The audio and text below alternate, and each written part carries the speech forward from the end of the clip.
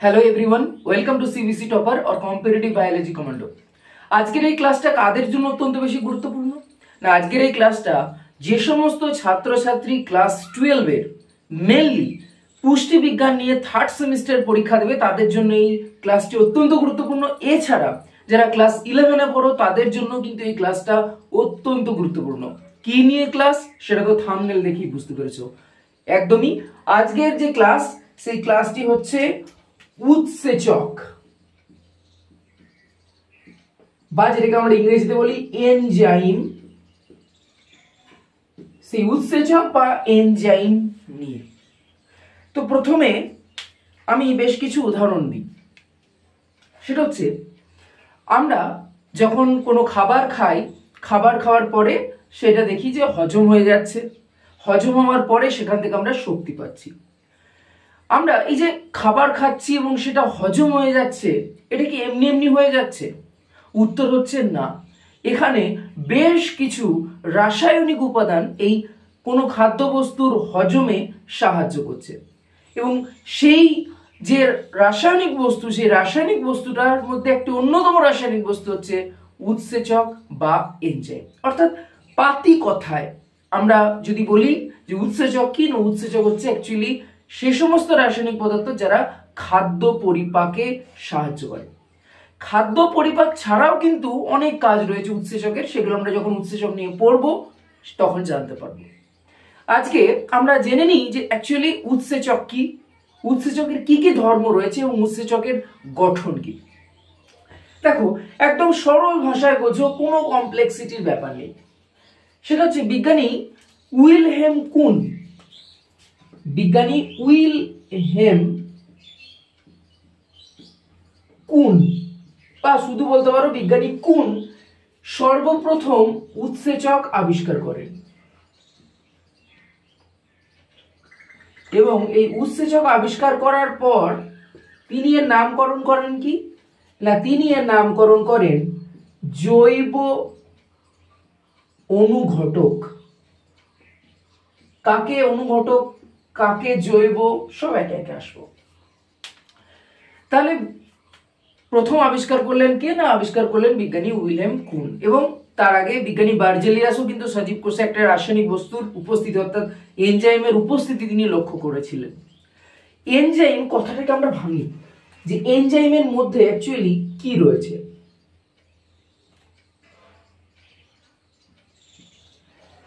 না, এনজাইম কথাটার মধ্যে রয়েছে ইন আর একটা হচ্ছে জাইম। ইন, ইন মানে হচ্ছে ভিতরে, আর জাইম কথার মানে হচ্ছে ইস্ট।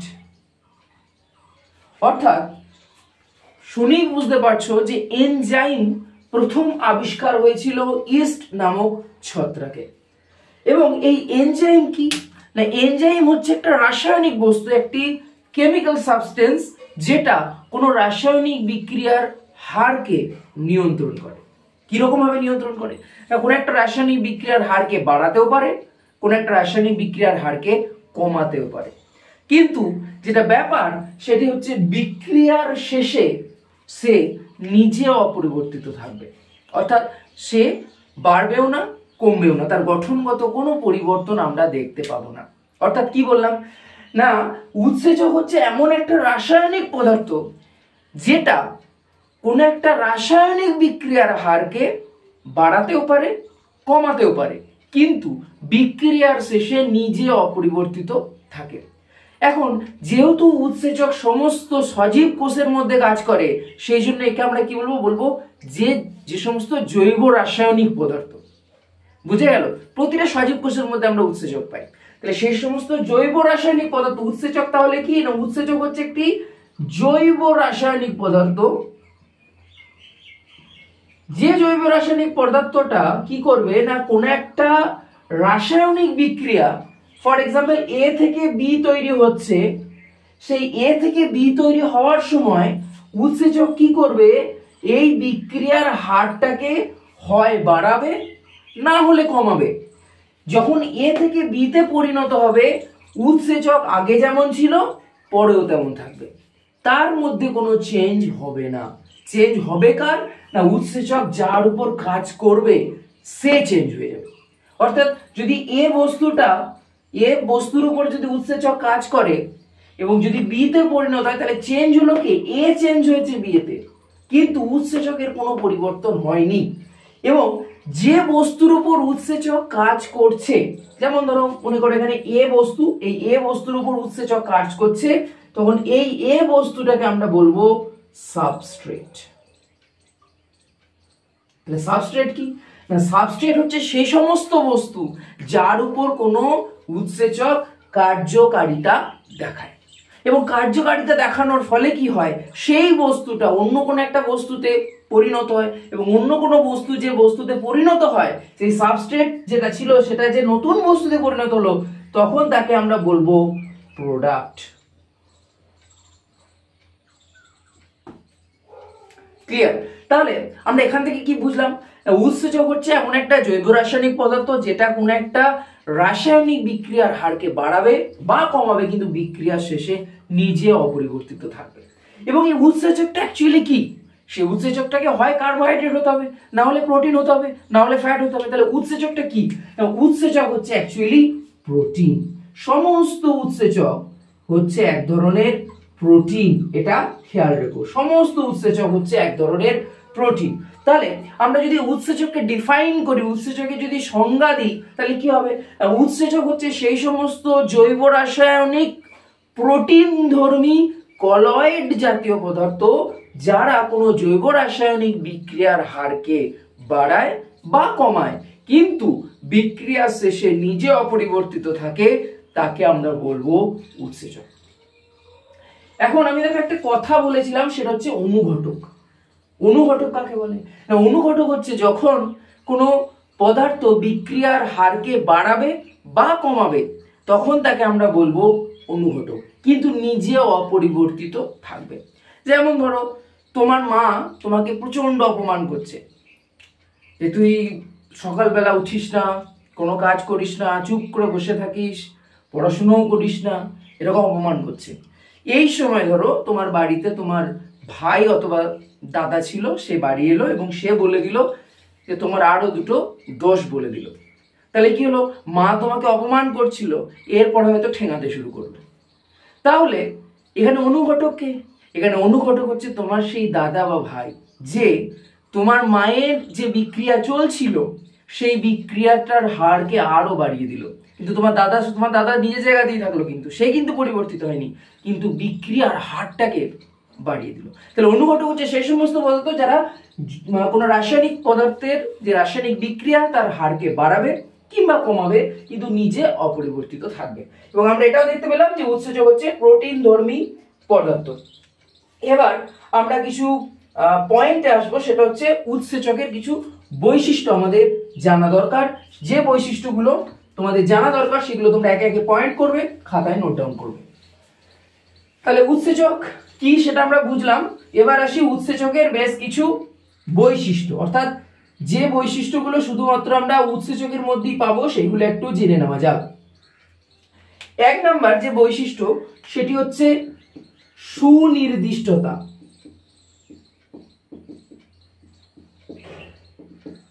সুনির্দিষ্টতা মানে কি, মানে হচ্ছে প্রতিটা উৎসেচক একটা নির্দিষ্ট সাবস্ট্রেটের উপর কাজ করবে। এমন নয় যে কোনো উৎসেচক যে কারোর উপর কাজ করবে। যেমন মনে করো প্রোটিয়েজ, এই উৎসেচকটা কিন্তু প্রোটিনের উপরই কাজ করবে। প্রোটিয়েজ এই উৎসেচকটা কিন্তু কোনো কার্বোহাইড্রেটের উপর কাজ করবে না। অ্যামাইলেজ এটা মানে সর্বদা তোমার শর্করার উপর কাজ করবে, সে কিন্তু কোনো প্রোটিনের উপর কাজ করবে না। লাইপেজ সেই উৎসেচকটা শুধুমাত্র ফ্যাটের উপর কাজ করবে, সে কিন্তু কার্বোহাইড্রেট বা প্রোটিনের উপর কাজ করবে না। অর্থাৎ আমি যেটা বলতে চাইছি যে প্রতিটা উৎসেচকের সাবস্ট্রেট কি আমি একটু আগেই বললাম না, যে সমস্ত বস্তুর উপর উৎসেচক কাজ করে তাদেরকে আমরা বলবো সাবস্ট্রেট। যেমন ধরো তুমি প্রোটিন খাচ্ছ, সেই প্রোটিন যখন কোনো পেপসিন উৎসেচক তার উপর কাজ করছে, সেই প্রোটিনটা রূপান্তরিত হয়ে যাচ্ছে মনে করো পেপটোনে। তাহলে প্রোটিনটা রূপান্তরিত হলো পেপটোন, তাহলে এখানে উৎসেচক হচ্ছে পেপসিন, তাহলে এখানে সাবস্ট্রেট কি, এখানে সাবস্ট্রেট হচ্ছে প্রোটিন। কেন না প্রোটিনের উপরে যেহেতু উৎসেচকটা কাজ করছে সেই জন্য আমরা প্রোটিনকে বলছি সাবস্ট্রেট। অর্থাৎ একদম সিম্পল ভাষায় সেটা হচ্ছে যে সমস্ত বস্তুর উপর উৎসেচক কাজ করে তাদেরকে আমরা বলবো সাবস্ট্রেট। ক্লিয়ার? তাহলে সুনির্দিষ্টতা বলতে কি বোঝায় না সাবস্ট্রেট সেক্ষেত্রে নির্দিষ্ট, অর্থাৎ প্রতিটা উৎসেচকের সাবস্ট্রেট নির্দিষ্ট। এমনটা হতে পারে না যে কোনো উৎসেচক যে কোনো সাবস্ট্রেটের উপর কাজ করছে। লাইপেজ উৎসেচক গিয়ে কাজ করে দিচ্ছে শর্করার উপর, প্রোটিয়েজ উৎসেচক গিয়ে কাজ করে দিচ্ছে ফ্যাটের উপর, এমনটা হতে পারে না।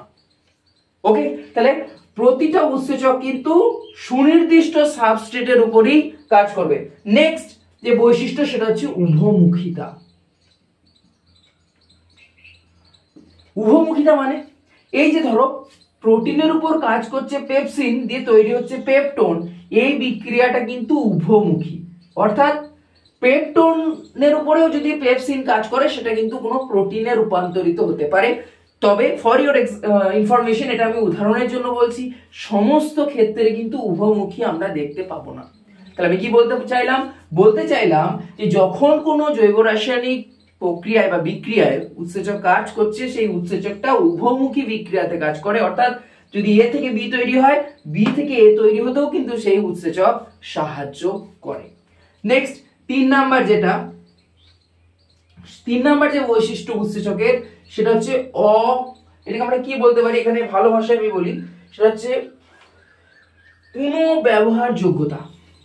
পুনঃব্যবহারযোগ্যতা আমি যেটা বলতে চাচ্ছিলাম সেটা হচ্ছে অপরিবর্তনশীলতা। যাই হোক, পুনর্ব্যবহারযোগ্যতা মানে যেটা বললাম সেটা হচ্ছে মনে করো এ থেকে কোন একটা উৎসেচক তাকে বি তে রূপান্তরিত করেছে, এখানে উৎসেচক ফলে এনজাইম কাজ করছে, উৎসেচক এ কে বি তে রূপান্তরিত করলে উৎসেচকের কিন্তু কোনো চেঞ্জ হবে না, সে পুনরায় আবার কোনো বিক্রিয়ায় গিয়ে কাজ করতে পারবে। যদি উৎসেচক চেঞ্জ হয়ে যেত তাহলে কিন্তু সে আবার অন্য জায়গায় গিয়ে কাজ করতে পারতো না। ঠিক আছে, মানে দেখবে যারা পিছনে কাটি করে, দেখবে তোমার পিছনে কাটি করলো, তোমাদের বিক্রিয়ার চেঞ্জ হয়ে গেল, তারপরে সে আবার অন্য কোথাও গিয়ে কাটি করছে, যাদের কাটি করছে তাদের বিক্রিয়া চেঞ্জ হয়ে যাচ্ছে, বাট যে কাটি করছে সে কিন্তু একদম অপরিবর্তনশীল থাকছে, সে কিন্তু চেঞ্জ হচ্ছে না, সে পুনরায় কাটি করিয়ে যাচ্ছে, কটিয়ে যাচ্ছে, সেরকম ব্যাপারটা অনেকটা। তাহলে পুনর্ব্যবহারযোগ্যতা মানে হচ্ছে সে চেঞ্জ হবে না, অর্থাৎ উৎসেচক কোনো বিক্রিয়ার হার বাড়াতে পারে, কমাতে পারে, কিন্তু বিক্রিয়ার শেষে সে নিজে অপরিবর্তিত থাকে। 4 নাম্বার হচ্ছে নির্দিষ্ট তাপমাত্রা। অর্থাৎ সমস্ত উৎসেচক একটা নির্দিষ্ট তাপমাত্রায় সব থেকে ভালো কাজ করতে পারে। যে নির্দিষ্ট তাপমাত্রাটা হচ্ছে 25 ডিগ্রি সেন্টিগ্রেড থেকে 35 ডিগ্রি সেন্টিগ্রেড। এই নির্দিষ্ট তাপমাত্রায় আমাদের সমস্ত উৎসেচক খুব ভালো কাজ করতে পারে। তার থেকে কম তাপমাত্রায় উৎসেচকের কার্যকারিতা ঠিকমতো হয় না বা কম হয়, এবং তার থেকে বেশি তাপমাত্রাতেও কিন্তু উৎসেচকের কার্যকারিতা ঠিক হয় না। এখন কোনো উৎসেচক 25 ডিগ্রি সেন্টিগ্রেডে যা কাজ করে 35 ডিগ্রি সেন্টিগ্রেডে কিন্তু তার কাজ দ্বিগুণ হয়ে যাবে। অর্থাৎ মানেটা কি? মানেটা হচ্ছে প্রতি 10 ডিগ্রি সেন্টিগ্রেড উষ্ণতা বৃদ্ধিতে উৎসেচকের কার্যকারিতা দ্বিগুণ হয়ে যায়, এবং এটাকে বলা হয় Q10 ভ্যালু। কি বলে? Q10 value. তাহলে Q10 ভ্যালু কি না, Q10 ভ্যালু হচ্ছে প্রতি 10 ডিগ্রি সেন্টিগ্রেড উষ্ণতা বৃদ্ধি করলে উৎসেচকের কার্যকারিতা প্রায় দ্বিগুণ হয়ে যায়। তাহলে তুমি বলবে স্যার 25 থেকে 35 করলাম, বেড়ে গেল, 15 থেকে 25 করলাম, দুগুণ বেড়ে গেল। এবার আমি 35 থেকে 45 করলাম, তাহলে কি দুগুণ বেড়ে যাবে? উত্তর হচ্ছে না। দুগুণ তত দূর অব্দি বাড়বে না যত দূর হচ্ছে ম্যাক্সিমাম সে কাজ করতে পারে। অর্থাৎ আমি বললাম যে 25 থেকে 35 ডিগ্রি সেন্টিগ্রেডে সব থেকে ভালো কাজ করে, অর্থাৎ 35-এর পরে যদি আবার 10 ডিগ্রি করে বাড়তে শুরু করে তাহলে কিন্তু তার কার্যকারিতা ক্রমশ কমতে থাকবে। তাহলে নির্দিষ্ট তাপমাত্রায় কিন্তু প্রতিটা উৎসেচক একটা তোমার সক্রিয়তা সব থেকে ভালো দেখায়। নেক্সট যে বৈশিষ্ট্য সেটাতে আমরা আসি। নেক্সট যে 5 নাম্বার বৈশিষ্ট্য সেটা হচ্ছে নির্দিষ্ট পিএইচ। পিএইচ মানে পোটেনশিয়াল অফ হাইড্রোজেন। আমরা জানি পিএইচ স্কেল পাওয়া যায়, সেখানে 7 হচ্ছে নর্মাল, 7-এর থেকে বেশি হলে সেটা ক্ষারীয়, 7-এর থেকে কম হলে সেটা অ্যাসিডিক। প্রতিটা উৎসেচক কিন্তু একটা নির্দিষ্ট পিএইচ এ কাজ করে, অর্থাৎ পিএইচ যদি বেড়ে যায় বা কমে যায় সেই উৎসেচকটা কিন্তু নির্দিষ্টভাবে মানে ঠিকভাবে কাজ করতে পারবে না। যেমন যেমন মনে করো আমাদের যে পাকস্থলী, সেই পাকস্থলীতে পিএইচ কত, সেখানে HCl গঠিত হচ্ছে, পিএইচ হচ্ছে 2।